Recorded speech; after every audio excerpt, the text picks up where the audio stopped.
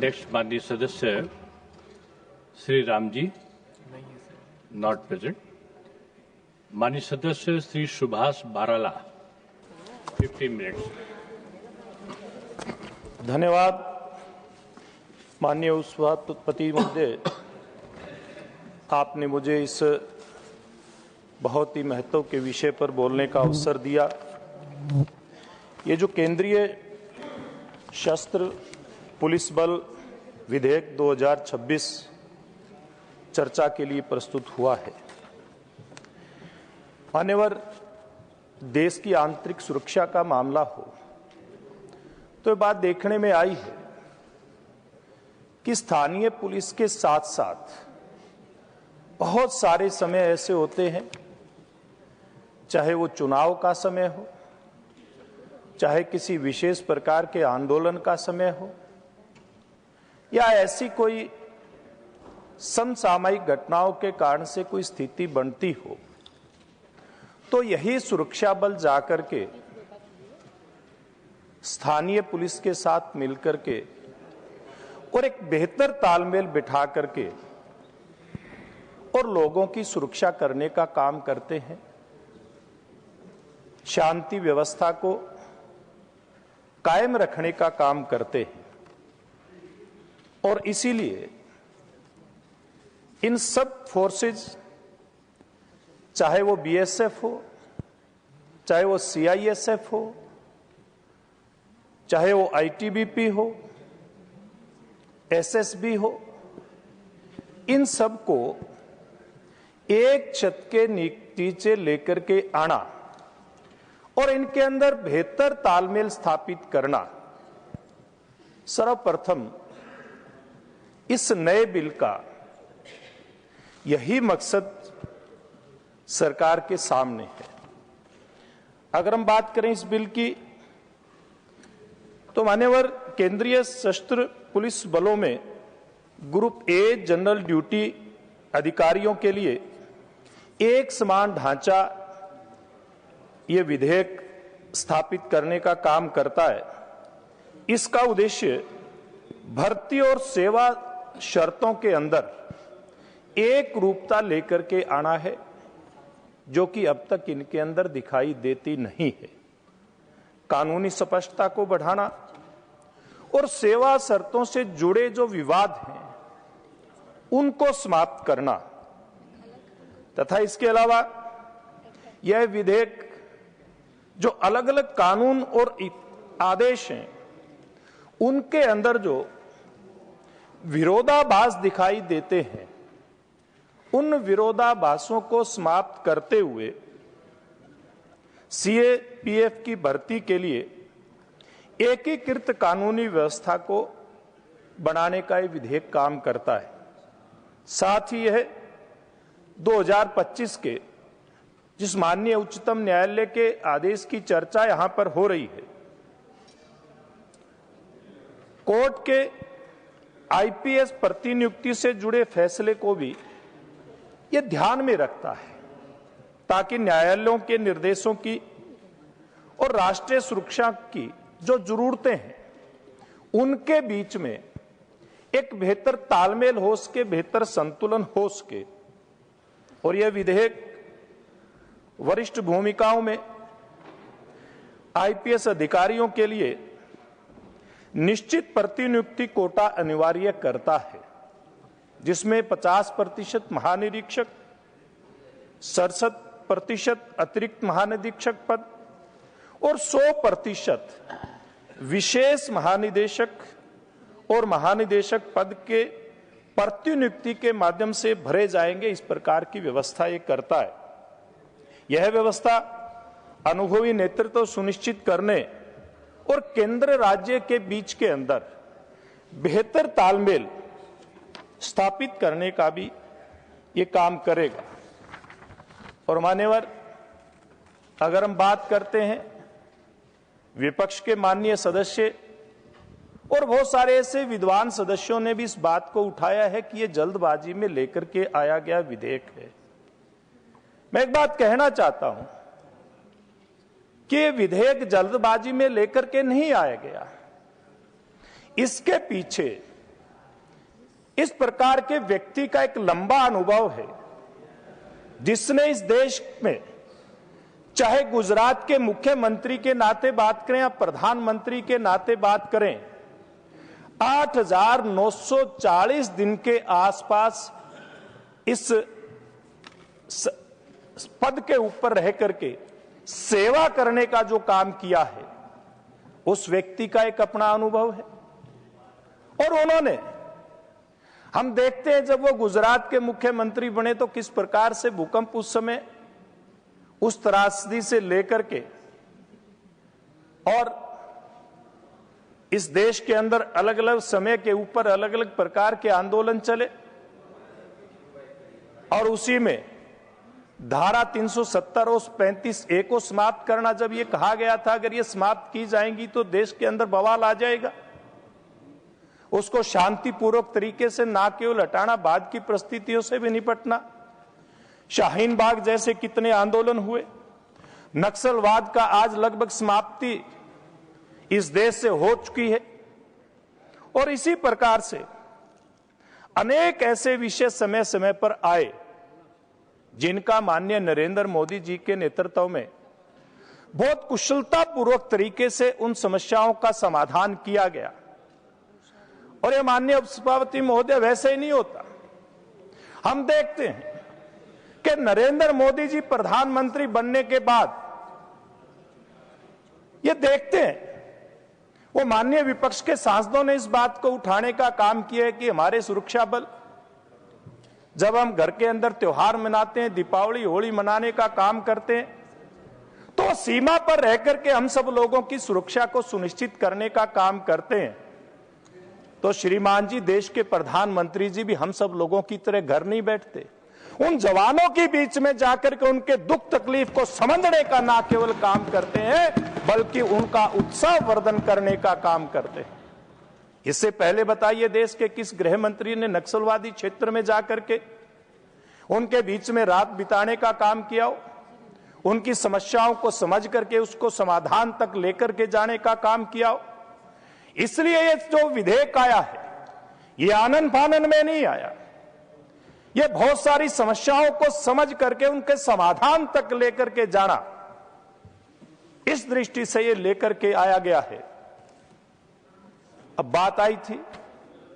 बहुत विद्वान सदस्यों ने कहा कि इसके कारण से सुरक्षा बलों के अंदर एक गलत मैसेज जाएगा, उनका मनोबल गिरेगा। मान्यवर, मैं ऐसे सभी माननीय सदस्यों के ध्यान में एक बात कराना चाहता हूं, सुरक्षा बलों का मनोबल उस समय इस देश के अंदर गिरा था जब 1975 के अंदर सुरक्षा बलों को यह आदेश दिया गया था, जो लोकतंत्र के रक्षक हैं उनको उठा करके जेल के अंदर डालिए और उनका उत्पीड़न करिए। सुरक्षा बलों का मनोबल उस दिन गिराने का काम किया था। सुरक्षा बलों का मनोबल उस दिन गिराने का काम किया था जब लोकतंत्र का सबसे मजबूत स्तंभ प्रेस की आजादी को इन्होंने खत्म करने का काम किया था और बलों का प्रयोग करते हुए उनको नेस्तनाबूद करने तक के प्रयास किए गए थे। उनका मनोबल तो उस समय गिरा था। उन लोगों का मनोबल तो यानी कि सुरक्षा बलों का मनोबल मान्यवर उस दिन गिराने का काम इन लोगों ने किया था। 7 नवंबर 1966 गोपाष्टमी का दिन मान्यवर कोई देश का नागरिक और गौ सेवक भूला नहीं है। किस प्रकार से साधु संतों के साथ मिलकर के लाखों गौ सेवकों ने गौ की रक्षा का वायदा तत्कालीन प्रधानमंत्री जी को याद कराने का जब काम किया था, उन्हीं सुरक्षा बलों के हाथों से जब गौ सेवकों और संतों के ऊपर गोलियां बरसा करके हजारों निर्मम हत्याएं करवाने का काम हुआ था, सुरक्षा बलों का मनोबल तो उस दिन गिराने का काम इन लोगों ने किया था। ये बात करते हैं सुरक्षा बलों के मनोबल की, जिन लोगों ने कभी इनकी चिंता करने का काम नहीं किया। और दूसरी तरफ मान्यवर, जब देश के प्रधानमंत्री नरेंद्र मोदी जी के नेतृत्व में इस प्रकार का कानून लेकर के आया जाता है कि जितने भी विसंगतियां इसके अंदर रही है, जितने भी इसमें मनोबल गिराने के जो काम हुए हैं, उन सब बातों को कैसे समाधान की तरफ लेकर के आया जाए और सीएपीएफ कर्मी इनके कल्याण और सेवा शर्तों को मजबूत किया जाए। इसके लिए बहुत सारे प्रावधान इस बिल के अंदर लेकर के आने का काम किया है। कई वर्षों तक इन कर्मियों के कल्याण, आवास और स्वास्थ्य सुविधाओं की जरूरतें पूरी करने की तरफ कोई ध्यान नहीं दिया गया था। यह बिल माननीय सुनिश्चित करता है कि ये कर्मियों और उनके परिवारों को जो पर्याप्त सहयोग नहीं मिल रहा था, सुविधाएं नहीं मिल रही थी, उन सुविधाओं को भी दिया जाए और पूरी तरह से उनके अनुकूल ये विधेयक बने, इस बात की चिंता इस विधेयक के अंदर की गई है। यह विधेयक मौजूदा व्यवस्था को बनाए रखते हुए सभी सेवा लाभ, भत्ते, पेंशन, कल्याणकारी योजनाओं की निरंतरता को मान्यवर सुनिश्चित करने का काम करता है और नरेंद्र मोदी जी की सरकार के अंतर्गत 2019 से लेकर के 25 के बीच में सीएपीएफ ई आवास पोर्टल के माध्यम से 16,000 से अधिक आवास बनाए गए, जो एक रिकॉर्ड की बात है। और वर्ष 2014 के तुलना में आवासों की संख्या 33% से बढ़ करके 2024 के अंदर 74% तक बढ़ाने का काम किया गया। इसके अलावा आयुष्मान योजना, सीएपीएफ योजना के अंतर्गत देश भर में कैशलेस इलाज की सुविधा इन सब कर्मियों को देने का प्रावधान किया गया है, जिसमें 41 लाख से अधिक कार्ड सीएपीएफ कर्मियों और उनके परिवार के लोगों को जारी किए गए हैं। ये कदम यह दिखाते हैं कि फ्रंट लाइन पर तैनात कर्मियों में के जीवन के स्तर और उनकी सुरक्षा को बेहतर बनाने के लिए मोदी सरकार किस प्रकार से चिंता में लगातार लगी रहती है। इसी प्रकार से मान्यवर वित्तीय अनुशासन के साथ संरचनात्मक सुधार भी इस बिल के माध्यम से करने का प्रयास सरकार कर रही है। और आमतौर पर बड़े सुरक्षा सुधारों पर जो भारी खर्च होता है, लेकिन यह विधेयक बिना अतिरिक्त खर्च के ही संरचनात्मक बदलाव ये लेकर के आने का काम करता है।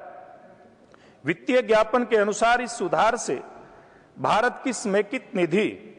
पर कोई अतिरिक्त बोझ पड़ने वाला नहीं है, चाहे वह नियमित खर्च हो या एकमुश्त खर्च हो। यह कदम संस्थागत क्षमता को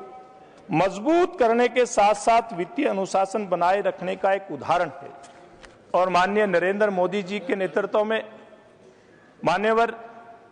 ये पूरा देश जानता है किस प्रकार से हमारे सैनिकों ने आज से नहीं, सालों साल से, दशकों से एक आवाज उठाने का काम किया था, और वो थी 1 रैंक 1 पेंशन।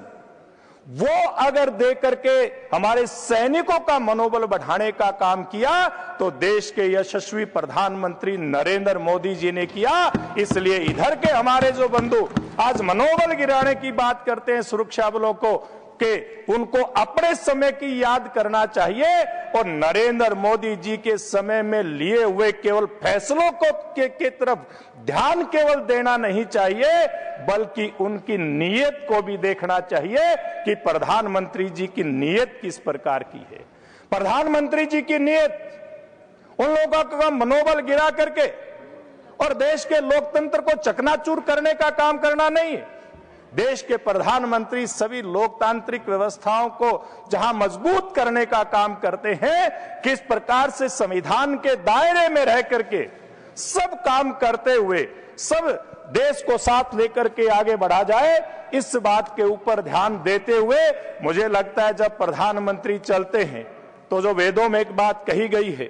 संगच्छध्वम संवध्वम संवो मनांसी जानताम देवा भागम यथा पूर्वे संजानाना उपासते, यानी कि सब देश के नागरिक, इसका मतलब यह है कि सब देश के नागरिक मिल करके एकजुट होकर के कार्य करें, संवाद करें और अपने मन को एक जैसा रखें। इसलिए इस प्रकार के जो सुधार लेकर के आए जाते हैं, इस प्रकार की जो वेदों के अंदर बातें कही गई हैं, एक अच्छे देश को चलाने के लिए, उसकी सुरक्षा को सुदृढ़ करने के लिए और सबको साथ लेकर के चलने की जो बातें कही गई हैं, ये बिल और नरेंद्र मोदी जी के नेतृत्व में किए गए अनेक इसी बात को सार्थक करते हैं मान्यवर। इसलिए मैं इस बल का पूरी